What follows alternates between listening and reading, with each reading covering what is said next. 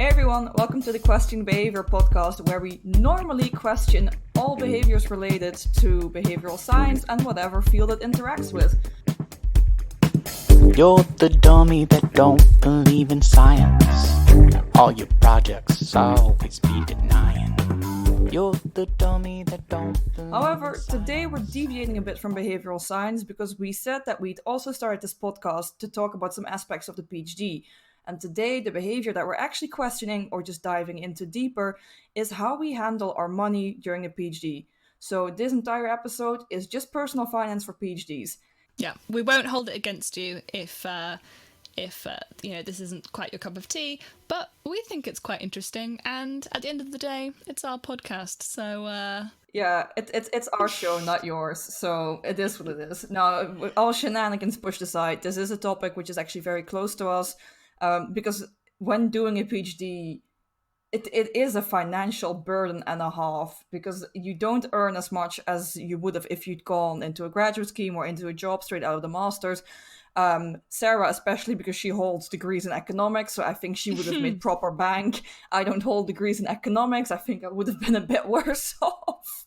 well, I don't know. We don't know the counterfactual, and No, it's to true. be honest, when I was considering doing a PhD, I mean, the money aspect wasn't really something I considered too strongly. Only to the degree that I wouldn't do the PhD unless I got some form of funding. I didn't really think too much about how far the funding that was being offered might go and what I could afford to do during the PhD. So it is quite interesting. I think we're in quite a lucky situation. The fact that we're doing a PhD not in the States. So Yeah, for sure. the student debt that we're taking on from doing the PhD is pretty negligible or nothing. But yeah, I don't know. How about you, Mala? Did you consider money at all? I mean, I always had an eye out for money, because I was living abroad by this stage, so the UK is abroad for me. So I figured if I was going to stay abroad, I would have to properly be able to support myself, because as a non-citizen foreigner, technically speaking, you can't apply to the same type of benefits than a resident could, like a national. So Sure. these are things to look out for. But no, I've Yeah. I've always made sure that I knew what I would be able to get out of it financially in a month. Which if like we all know that if you look at what a PhD person or a PhD student, excuse me, earns per month, and that divided by the number of hours they work, I think you barely hit minimum wage. I know something that's definitely true, I think, is that the availability of funding is quite heterogeneous across different fields. It can differ across different schools and universities.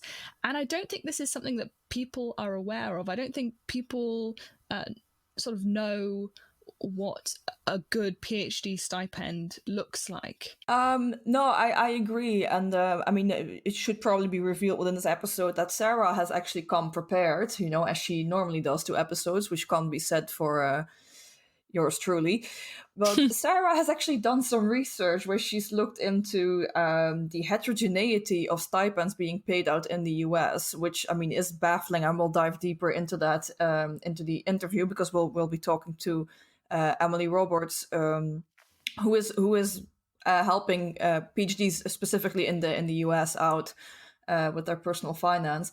But I think because we're both, Sarah and I are both educated in the UK. We're doing our PhDs there, so we're funded by the ESRC, so we're funded by the same government body, at least partially, and we are getting the same stipend, I'm pretty sure.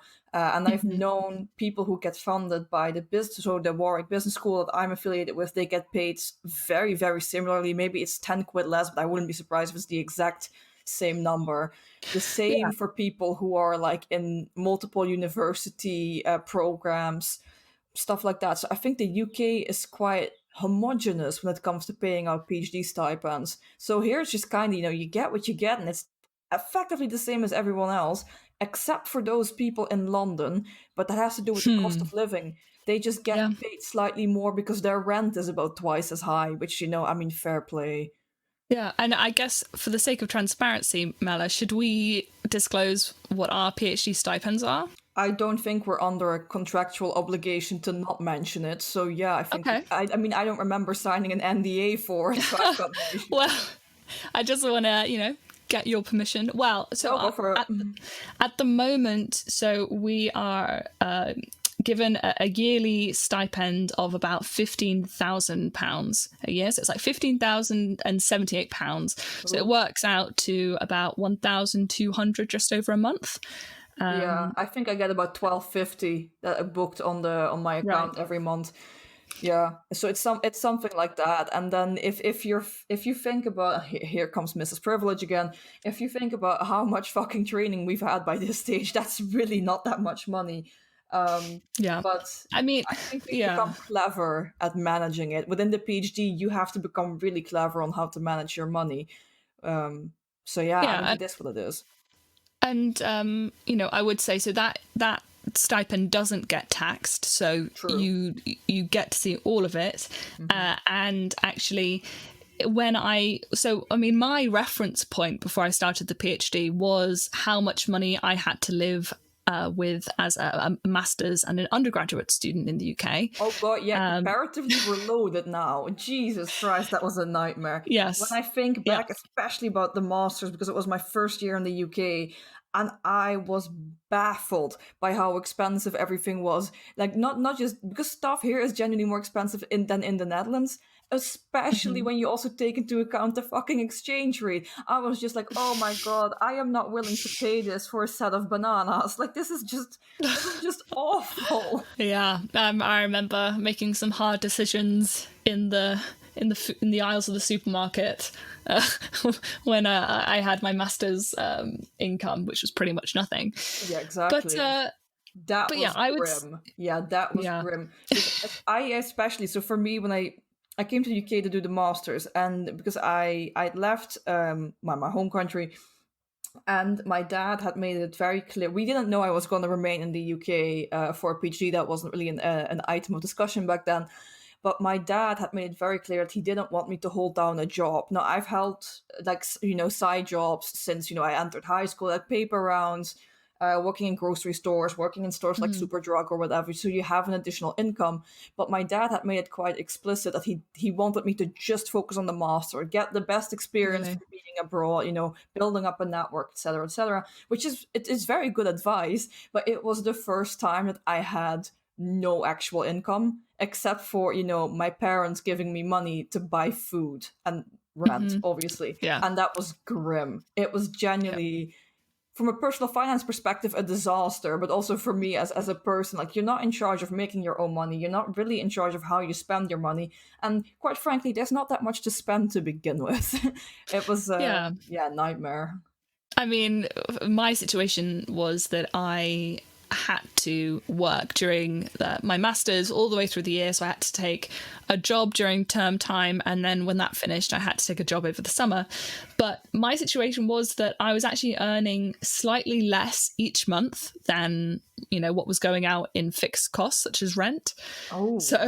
So compared to my undergraduate, where I was quite proud that I was financially independent from my parents, and I could live off what I'd got from the government, and also my university had a grant that I was also eligible for, so I didn't have to go into my overdraft at all. Nice. Comparing that to the masters, where it was essentially just 12 months of me slowly eating away into my overdraft, so that by the time I started the PhD, I mean, when that first payment for my stipend came in, I was pretty much £25 away from maxing out a £2,000 overdraft. Oh, yeah, I can imagine that suddenly you felt a massive relief. I remember when I got booked my first stipend, I felt like I was balling for $12.50, people. This is the lifestyle. Yeah, I mean, from that moment, I was like, okay, well, now I've got £1,200 to work with. I'm going to try and get myself out of my overdraft. And it's actually taken me until about this point so that I'm not going into negative necessarily every month, which is kind of crazy. So I think that I really need some advice on how to manage my money during my PhD. I don't know about you, Mala. Me more than you, maybe. I've always prided myself on being actually really, really good with money, which it has, and I've built up savings during the PhD as well. But it has to be mentioned because it generally has to be mentioned. I don't pay rent.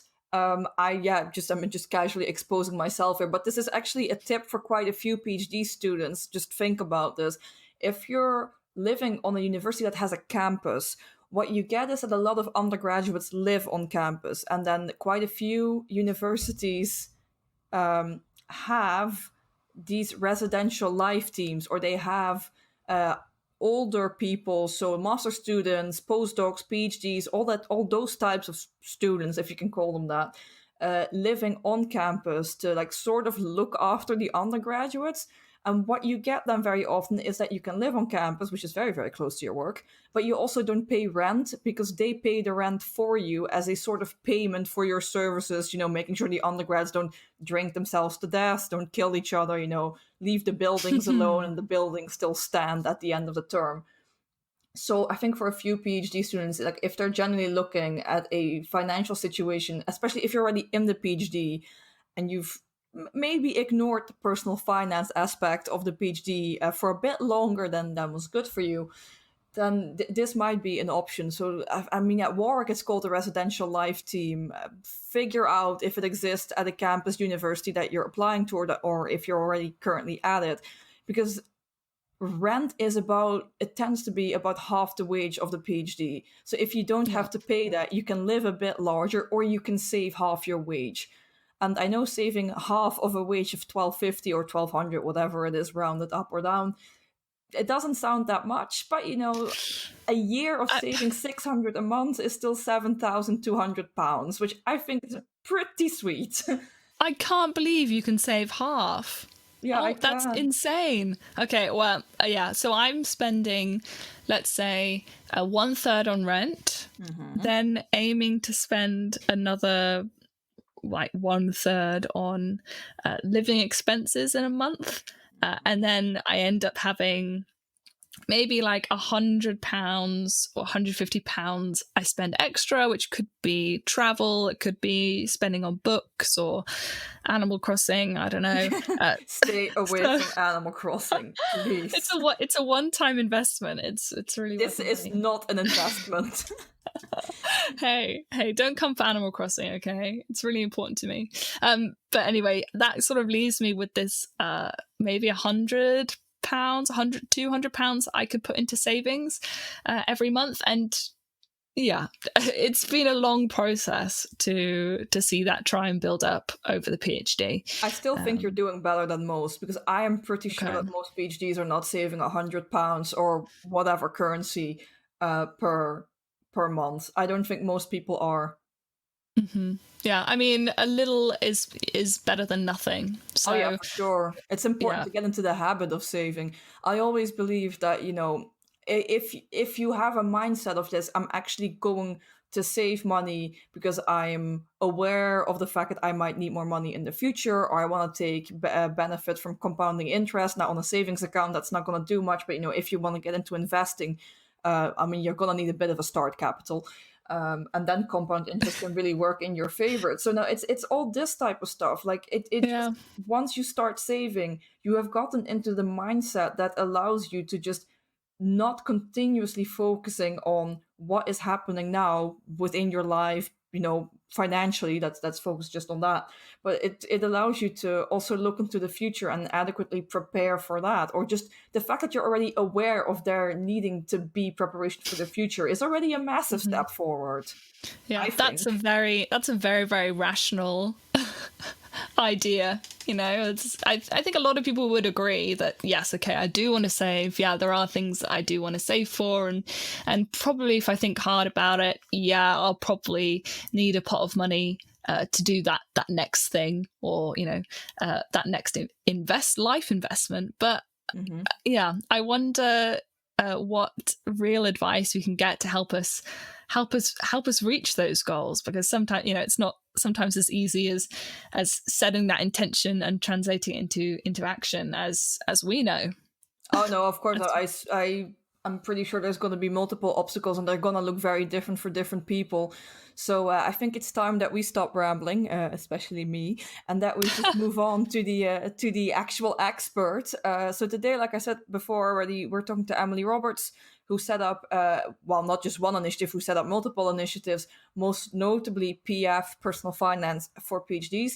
And we're going to talk to her about what she would recommend PhDs do with their personal finance, and if there's any really bad mistakes that she's seen with others or that she's made herself. And we're just going to dive a bit deeper into what the average PhD student could, should, and would like to do with their money.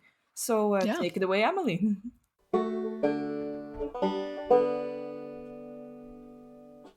So today we have Emily Roberts with us on the podcast. Emily, welcome. Thank you for coming along and being interviewed today. Absolutely. Thank you for inviting me. Yeah, it's great. If you wouldn't mind, if you could just introduce yourself and your background to the audience. Sure. My name's Emily Roberts. My business is Personal Finance for PhDs, and it's kind of right there in the name. I support PhDs, whether graduate students, postdocs, early career PhDs, with their personal finance needs. Could be in the realm of education. I do a lot of that. Could be in the realm of coaching or community. I'm exploring all those areas. I think we'll get to that a little bit later on. But yeah, that's my business. And the reason I came to it is because I have a PhD in a totally unrelated field in engineering. And, fell in love with personal finance while I was doing my PhD and recognized an extreme need for more personal finance education and support among my peers. All right. Excellent. Yeah, I mean, something that I definitely could use some advice with. So I'm very excited to be talking with you today. Get some free advice. So how did you set up your business and your initiative after your PhD? Well, it really started before I finished. And as with many businesses, it started out as a hobby. So about halfway through my PhD, I started a personal finance blog, which is not my same website that I write from now. It was much more personally focused. So it was my personal musings about money, and not necessarily having to do with graduate school, although because I was in graduate school at the time, there was quite a lot of writing just with respect to that position. And that was how I started to recognize this wider need, because while my blog was always quite small, I realized when I was getting, comments and emails and questions from other PhD students that I was writing about something that had value to them. So it's a really good motivation for setting up an initiative, to recognize a gap in the market. But not anyone or not everyone who wouldn't have a degree in, say, for example, economics, would have actually moved into personal finance. Because as you said, your degree is in biomedical engineering rather than personal finance. So what was it about personal finance that attracted you so much to it? Yeah, it was an area of personal need, naturally. So when I got out of college and I actually did a 1-year post-bac fellowship before I started my PhD program, but I was earning, a stipend. It was actually the same as what I earned during a PhD, but in a higher cost of living area. So it's actually more challenging financially than what my PhD was. But yeah, I started out in that position. It was the first time I had, full-time income that was expected to continue for more than a few months. And I recognized that I did not have any idea how to handle my money now that I had this, full-sized-ish paycheck, and started kind of diving into the subject of personal finance at that time, and was reading books, and then eventually, moved online, was consuming a lot of content online, became part of the personal finance community around 2011, as I was saying earlier. And so, yeah, it was just kind of this particular challenge of having that low stipend for a long period of time during graduate school. For me, it was 7 years between the post-bac fellowship and my PhD. So not a lot of hope on the income side for a while. So I really sort of focused on the money management side of things. So yeah, it was personal interest that drew me to the subject. And then along the way, as I said, I fell in love with the subject because personal finance touches kind of every area of your life. And if you talk with people about how they view money, and how they think about money and how they use their money, you can actually really get to know them quite well. And you have a lot of insight into who they are as a person based on that. And I just found that really fascinating, that money is so closely tied in with what is most important to us in our lives. And yet it's also an area where people struggle a lot, and they do sometimes need outside help. And I'd love to be of assistance to people who wanted it from me. I want to go back and further answer your previous question. So I started blogging partway through graduate school, and also doing more things in the community. So I was volunteering with some personal finance initiatives at my university, for example. And I was seeing them bring in outside speakers, and we would, prep the speakers and try to help them understand the audience that they were speaking to. And yet the events never went off quite as well as I had hoped that they would. Mm-hmm. And I remember sitting in the audience one time thinking, I could do what this person's doing. Like, I could stand up in front of a room and talk about this subject that they're addressing. And you know what? I know this audience so well, I could probably do it better than this professional. And so that's what I attempted basically when I finished my PhD. I had about a year of doing other like odd jobs. I did a fellowship. I had some part-time work. And during that time as well, I started my newer website, Personal Finance for PhDs, pfforphds.com. And I also organized my first seminar, which I gave for free as a volunteer at my own university through the same initiative that I had been volunteering with. And, just the process of like preparing that seminar and delivering it and answering the questions, I was so excited and energized and happy and just delighted to be serving my peers that I was like, how do I make this my job? Like, how do I make this subject and also this mode of delivery, particularly at the time, public speaking, how do I make that my job? And so again, after that sort of year of short-term and miscellaneous work ended, I decided to go, full bore into the business. And initially it was a lot of public speaking. I still do that and I still love it. I speak at universities primarily. But now I have a lot of other aspects of the business and revenue streams that have, I've developed since then. All right. Fantastic. Yeah, I've also seen that you've set up a website, phdstipends.com, which seems really fascinating. I hadn't really seen that before, where people can sort of anonymously disclose how much they get paid during their PhDs, and you can compare across institutions and degrees. What was the sort of the goal behind setting up the website? Yeah, so I think largely the initial goal was curiosity that I had, and that I assumed that other people would have about, well, am I being paid like the same as, my peers, maybe in a different department in my institution? Hey, even within my own department, or in the same field, but at a different university.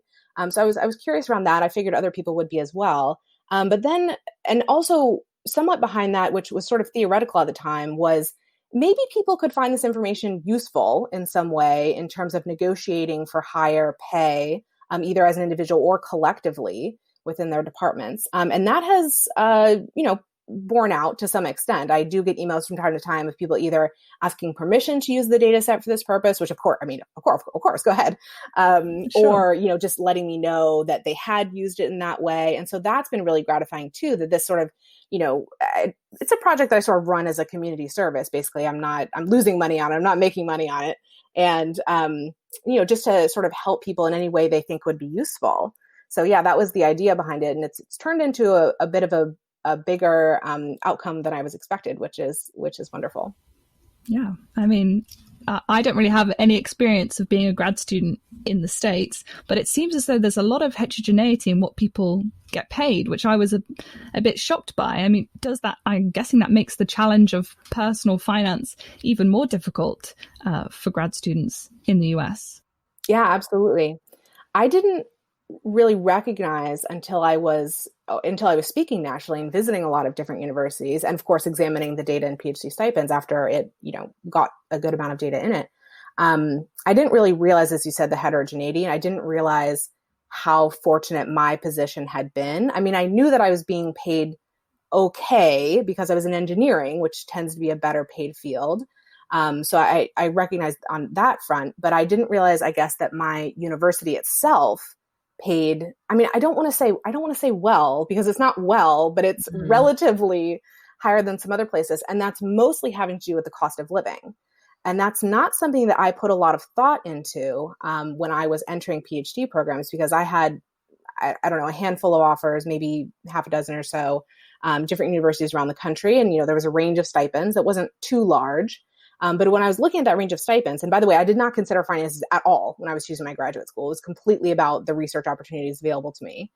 When I was looking at those range of stipends, I was like, okay, these are numbers, but I had no context to put the numbers in.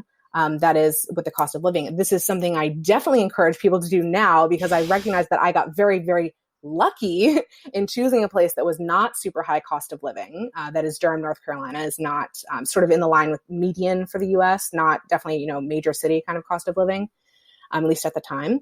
And so I got really lucky, and I don't want people to just get unlucky about this, right? I want them to actually examine it and take it into account when they're making this decision, even if it's just a small part of the decision. Hey, even if you don't use the information in making your decision about where to go to graduate school, at least you'll go into the process with your eyes open that, okay, like this stipend is going to be particularly challenging, and I have to do XYZ things up front to, make the ride a little bit easier. Or, you know what, this is going to be okay. I don't have to be that careful. I'm able to do some other things with my money, more discretionary spending or whatever. But there's a big, big movement in the States right now towards unionization of graduate students. And this has to do with like federal law kind of switching back and forth between more favorable and less favorable of those situations. But yeah, there's a lot of places where graduate students are severely, severely underpaid, at least the base stipends that are available at the universities. And it makes it incredibly hard to live without going into a lot of debt. Certainly graduate students are sometimes food insecure, sometimes housing insecure. It's really quite a dire situation in some places. Gosh. Do you think the not taking into account of cost of living or the context of the stipend being offered is that one of the biggest mistakes that a future or prospective PhD student can make when it comes to their personal finance, or are there many worse things that you could do to yourself? I think that mistake is one of the worst ones that is typically made. If you sort of zoom out a little bit and just say, not paying much attention to the finances is, I would say, the most common or the most widespread mistake, and not paying attention to what the cost of living is in a city that you're not familiar with when you're accepting an offer is one component of that. That was a mistake, as I just mentioned, that I made. It worked out well for me, but it wasn't at all by my, design that happened.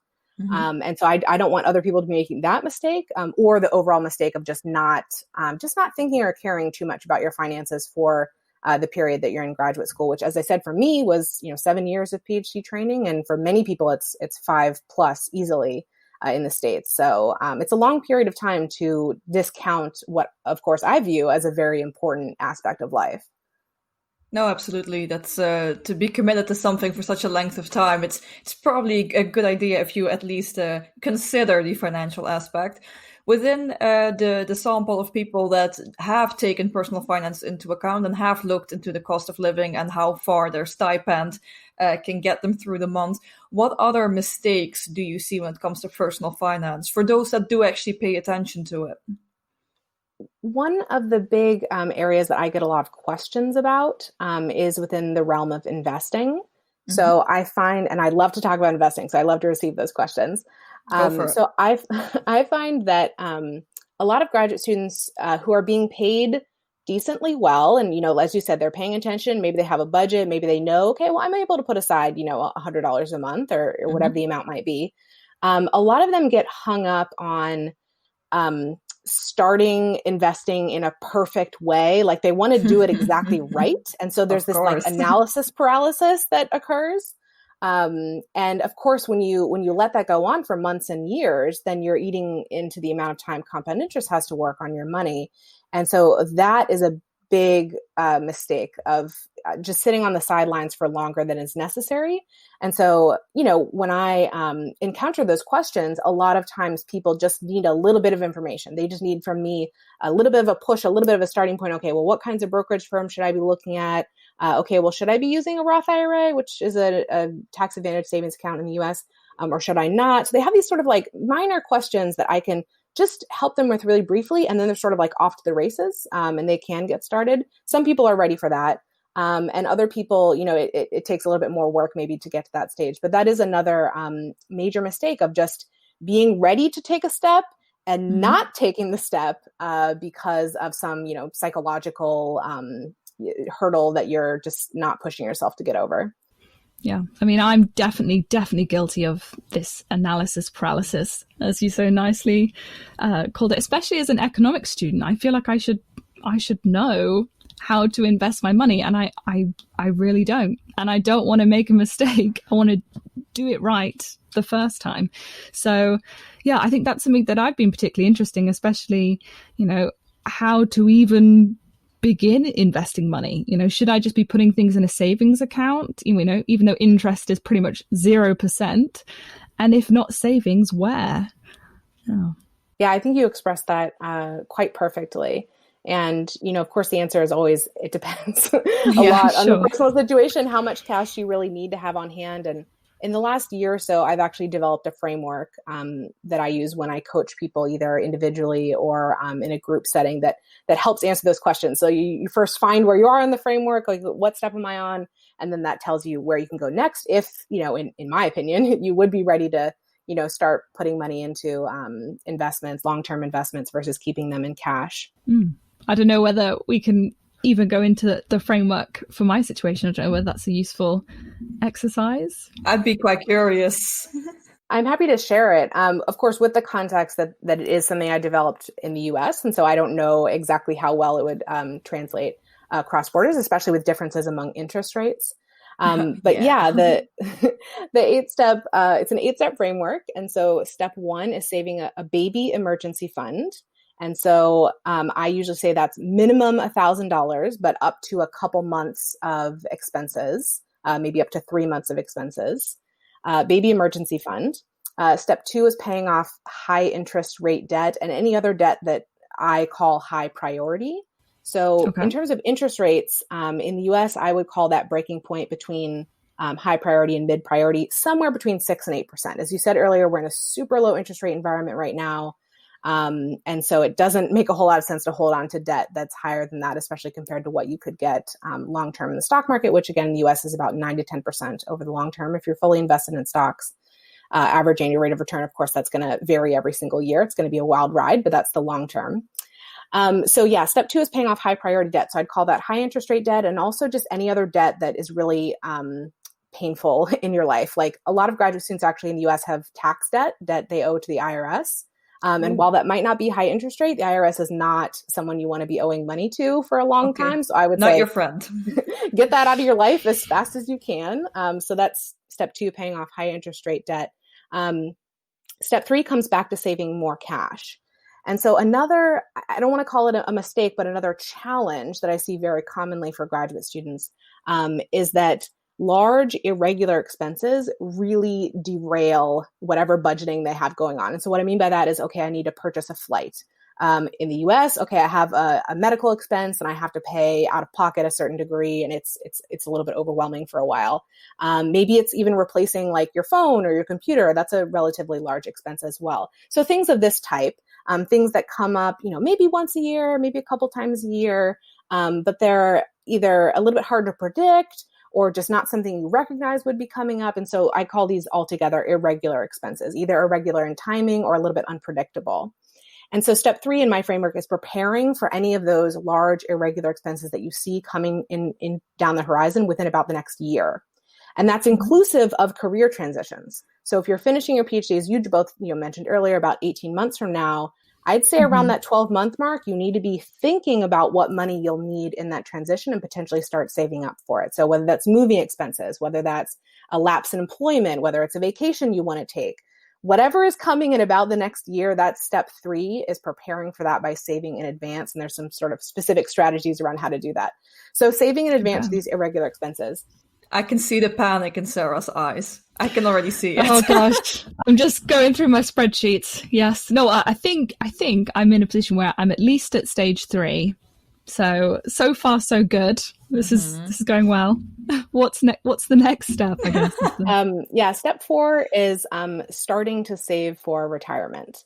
And I'm okay if people quibble with me basically in steps 4 through 4, 5, and 6, whether you want to swap around some of these things. But step 4 is start to save for retirement. And I say if you're in your 20s, your minimum retirement savings percentage should be 10% of your gross income. Again, this is a number from the States.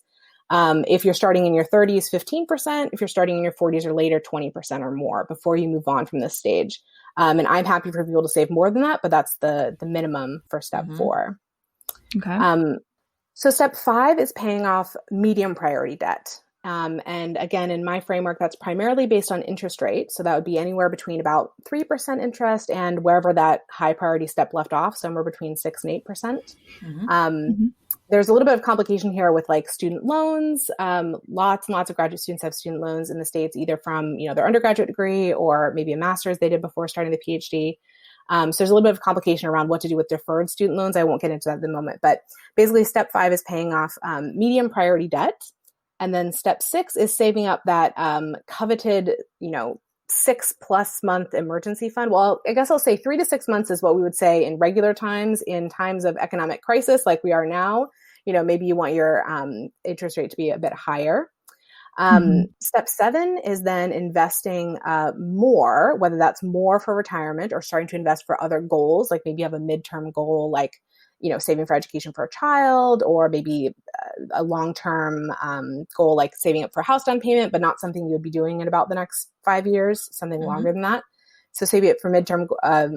Other types of investing would be step 7. And then step 8 is paying off what I call low priority debt, which would be anything below about 3% interest rate. It basically isn't even keeping up with inflation in the US. So like sort of, you can almost like disregard that. Basically, don't ever pay it off above the minimum if you don't want to. And then I would also put in that category anybody who's pursuing a loan forgiveness program for their student loans. So a lot of people opt into doing an income-driven repayment program for student loans, for federal student loans in the US. And if you do that, I say stick to the plan and never pay more than the minimum and get a large forgiven balance at the end. So a few nuances there, but that's the kind of broad strokes 8-step plan. And again, that's what I work with when I coach people. Okay, fantastic. I mean, I think one of the biggest striking differences potentially from doing a grad student program in the States versus the UK and in Europe is the student debt that comes with it.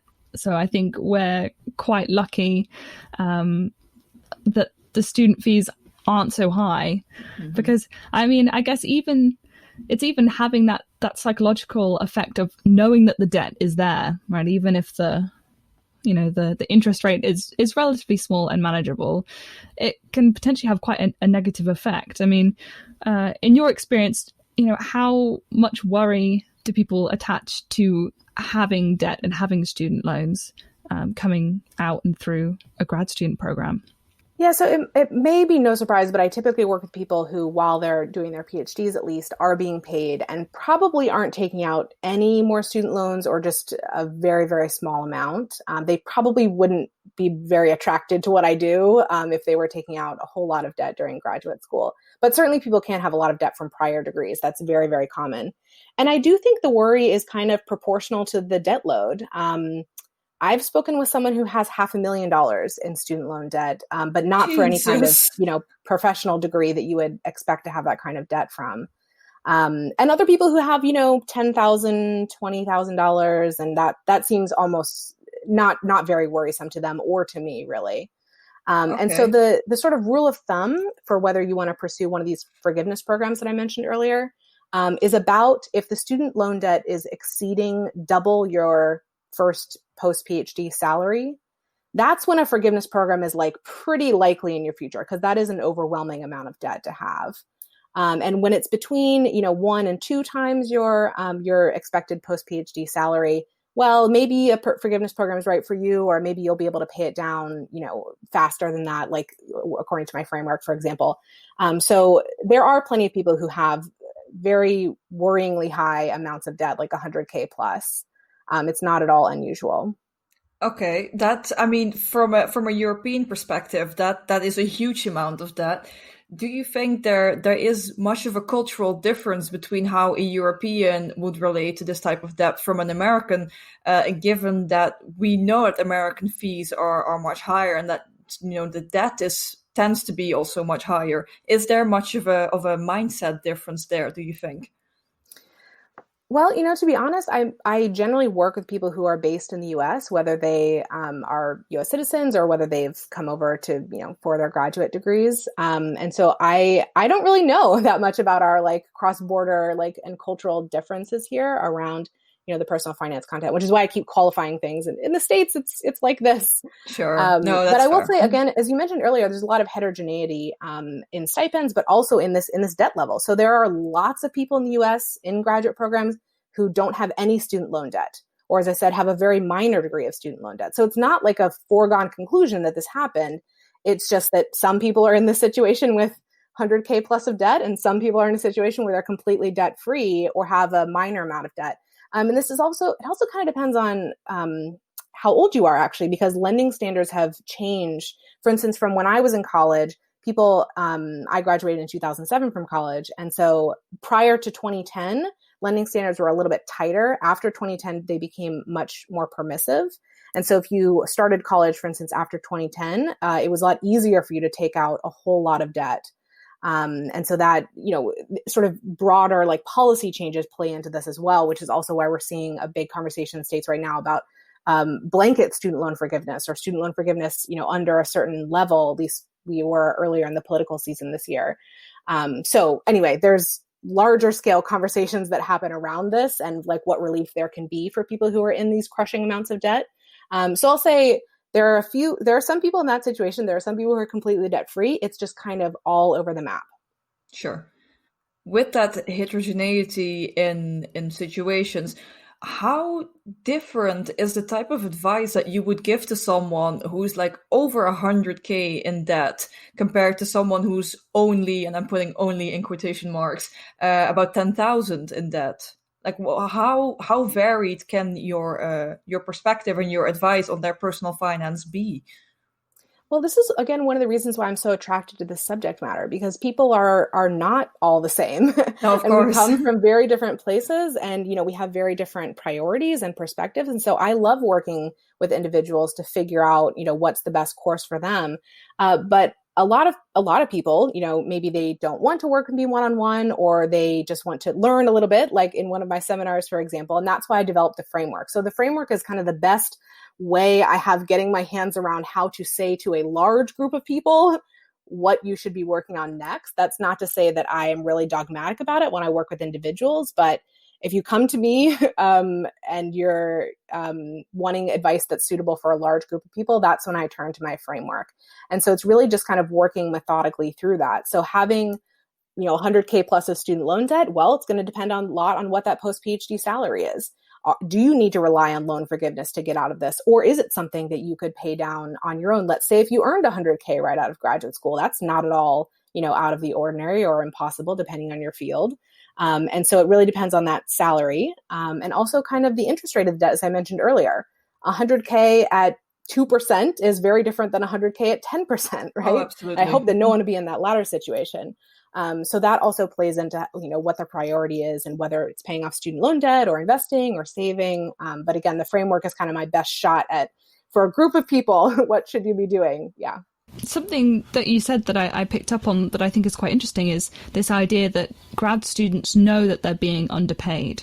You're going through this period of your life, whether it's 4 years or 8 years in some cases, where you know that you're not being, paid a good amount, and you're sort of expecting in the future at some point to have a real bump in earnings. So do you think this idea that people just have this perception that they know that they're being underpaid, how does that affect that people's attitudes to personal finance? Do you think that means that people aren't so invested in figuring out the best way to manage your personal finances because oh, it's fine, I just spend what I have, I know that in the future I'll be able to figure it out? Is that something that you've seen?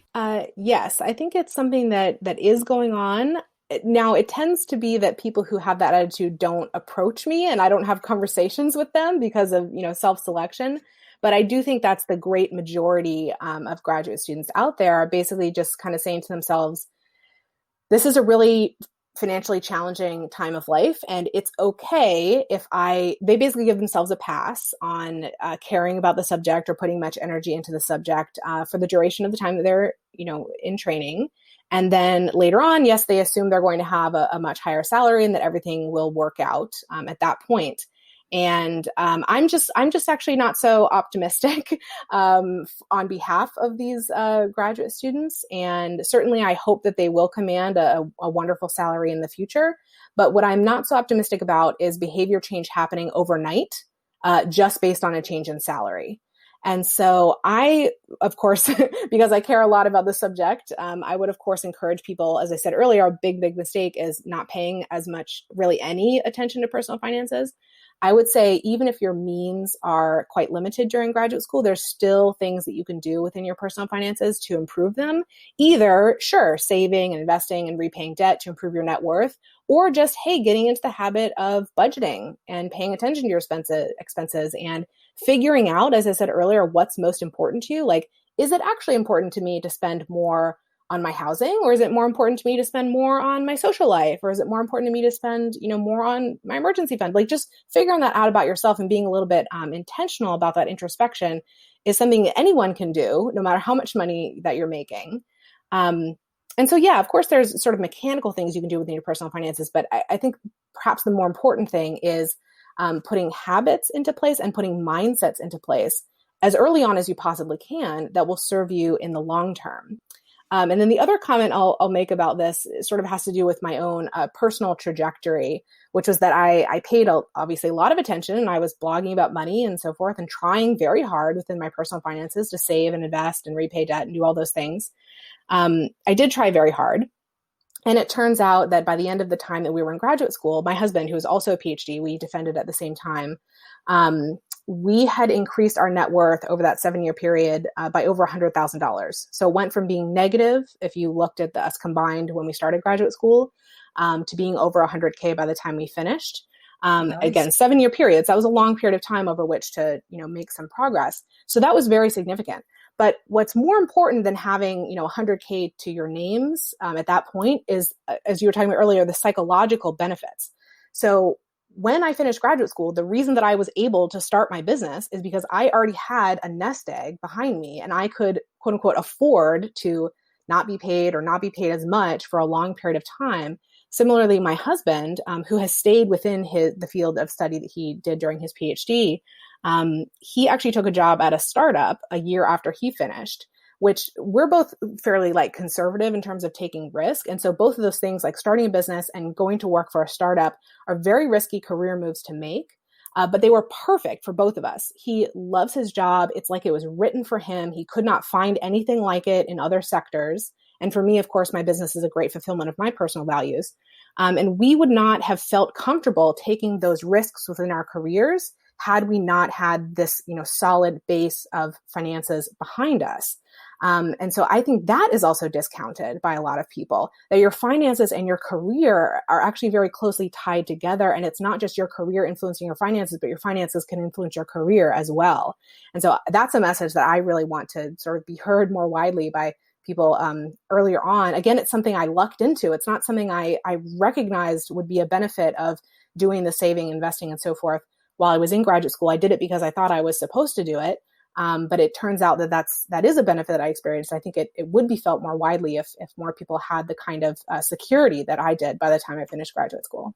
Are there any sort of technological tools that you've seen or come across, sort of like apps that are tracking your spending, that you think are kind of very useful, even if it's just sort of trying to get people used to thinking about where are their outgoings going, so to speak, every month? Yeah, I definitely think that using software or an app can help you a lot with tracking your expenses. So again, a personal story is that I'm very comfortable with manually tracking everything. Like, I don't mind opening up a spreadsheet and entering, values into it. But my husband was not into that. And he wanted it all done automatically. He was not going to put in the effort. I mean, he's conscious around personal finance, but he just recognized in himself that he didn't want to do the actual tracking. So we've been longtime Mint users. And so that has worked well for us for helping with that automated tracking. You Need a Budget is also incredibly popular right now. I think if the switching costs weren't so high, I think I would have already switched over, because it's really a powerful tool for helping people with budgeting at whatever, income or whatever career stage, doesn't matter. So that's quite popular.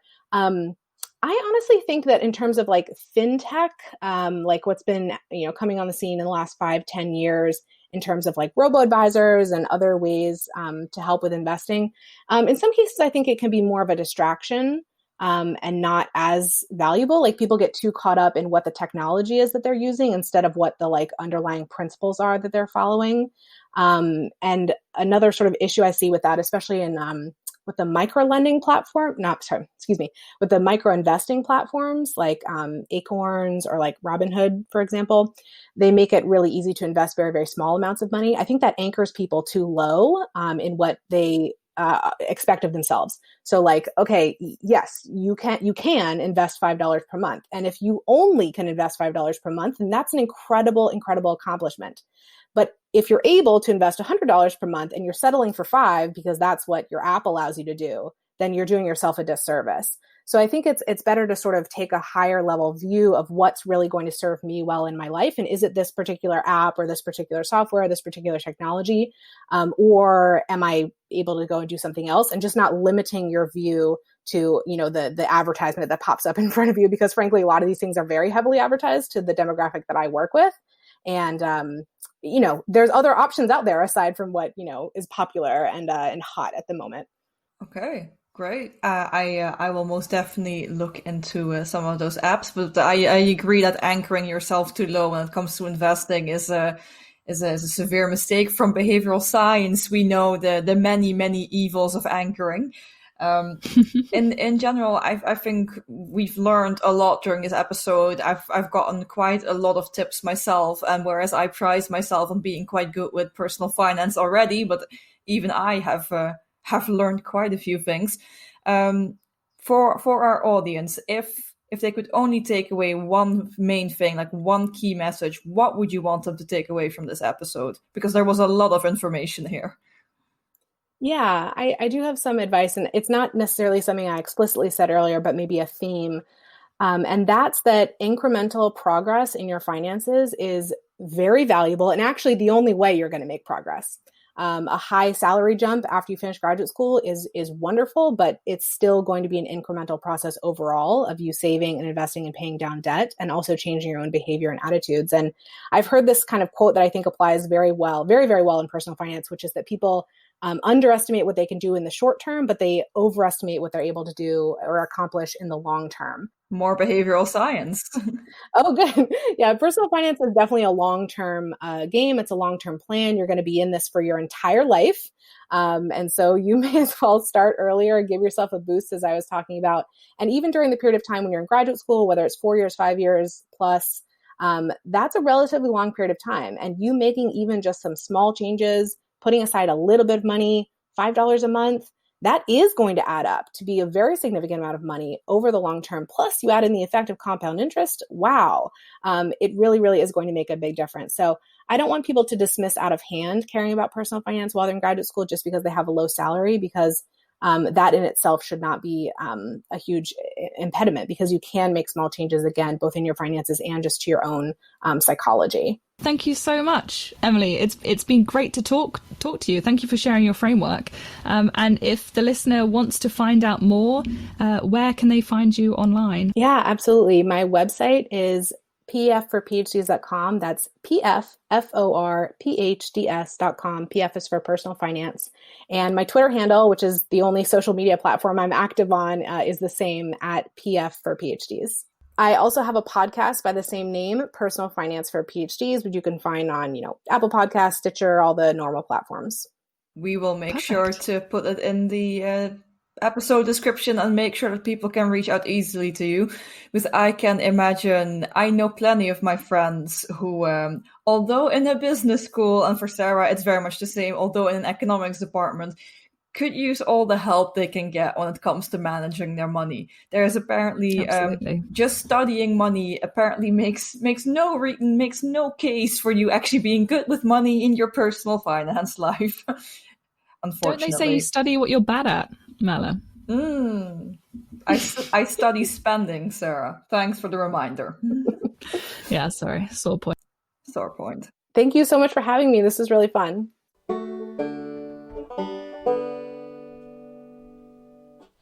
Okay, so that was the amazing Emily Roberts with some really solid advice on how we should handle our personal finances.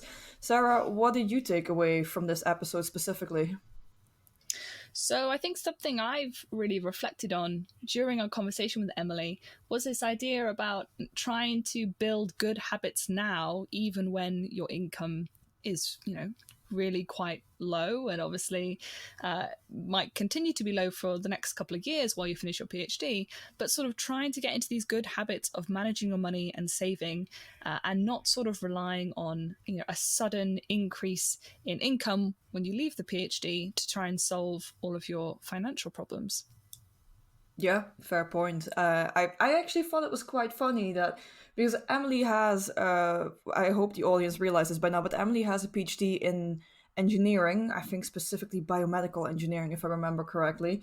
And and then she started her business and furthered her initiatives in a field such as personal finance, but she has nothing, she has no training in it. Of course, now a lot of experience, but no formal training, if you will.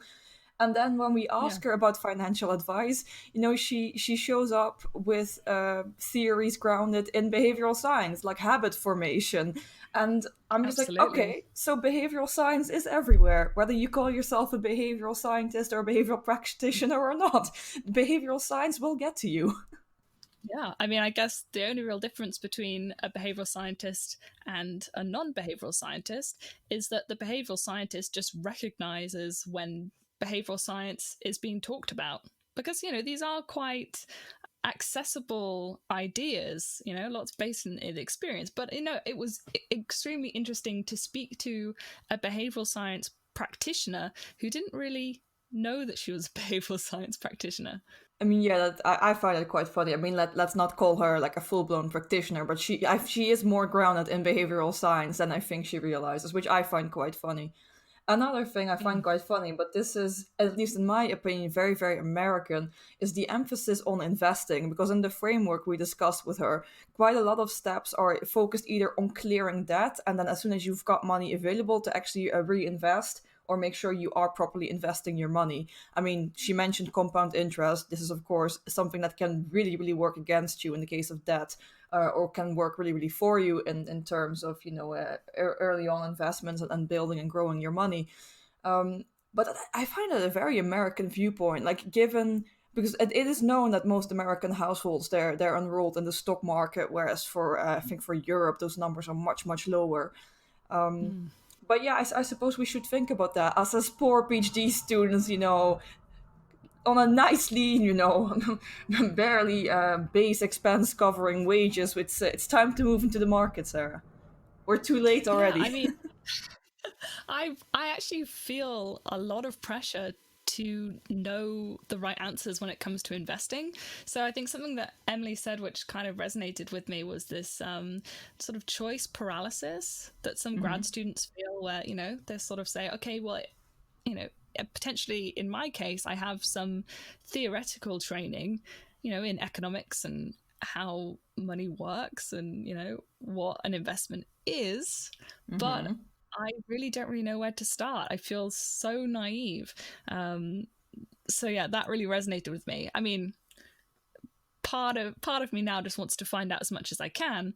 But I think the reality is that I definitely don't earn enough money to really start considering to invest. I think I've got to try and build up those little nest eggs of savings that Emily was talking about first. That's the first step, I think. Fair enough. But I mean, she mentioned that setting money aside, make it a habit, and you should be all right. At least that's the advice you get from me. Make it a habit. You're not saving any money yet. You should be ashamed of yourself. No, I'm obviously kidding. Obviously, don't come for me. But no, I think it was really, really interesting. I do think when it comes to personal finance, a lot of people in PhDs, like they just don't have that remotely in their vision. They don't really consider the fact that after the PhD, you might need quite a healthy nest egg to move country, move to a different institution, move to a completely different sector. Like God knows what you're gonna have to do. But Right. life doesn't stay stagnant, so your finances probably also shouldn't remain stagnant. Definitely true. And if you are 18 months away from finishing, you should really, really start thinking about what sort of savings that you have so that you can give yourselves opportunities to travel for interviews or to set up your own business, whatever that might be.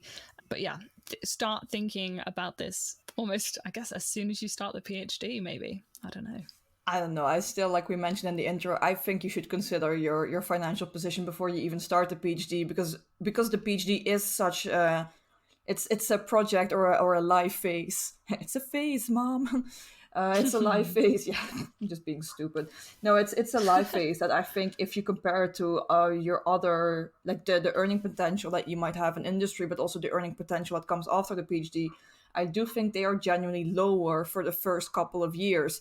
I mean, especially if you go into academia rather than going into industry, like you're effectively financially, you could argue this is a difficult choice because it doesn't Yeah. pay much. It doesn't pay much to do a PhD. Doing a postdoc in a lot of countries also doesn't pay much. So like you're reducing your own earning potential in the short term, and that is something that I think a lot of people fail to consider or just don't prioritize considering. Yeah, I mean, it could be an investment, right? It could pay off in the long Sure. term, but there's no certainty. So Yeah.